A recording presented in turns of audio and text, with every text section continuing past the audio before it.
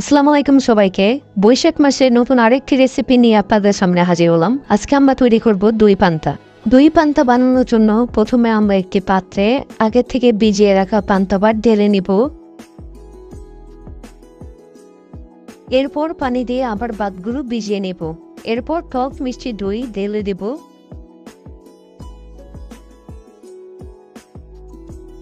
এরপর কাঁচামরিচ কুচি, পেঁয়াজ কুচি, ধনিয়া পাতা ও অল্প একটু লবণ দিয়ে চামচ দিয়ে আলতোভাবে নেড়ে নেব যাতে ভাতগুলো না ভেঙে যায়।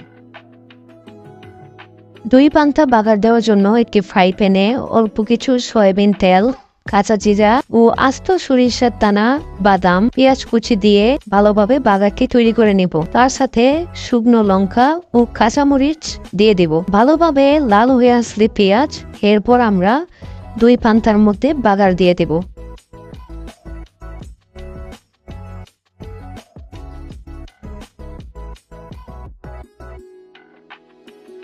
দেখতেই পাচ্ছেন বাগারটি দেওয়ার পর কি সুন্দর একটি কালার হয়েছে। এরপর বাগারটি পুরো পান্তা ভাতের সাথে মিক্স করে দিব।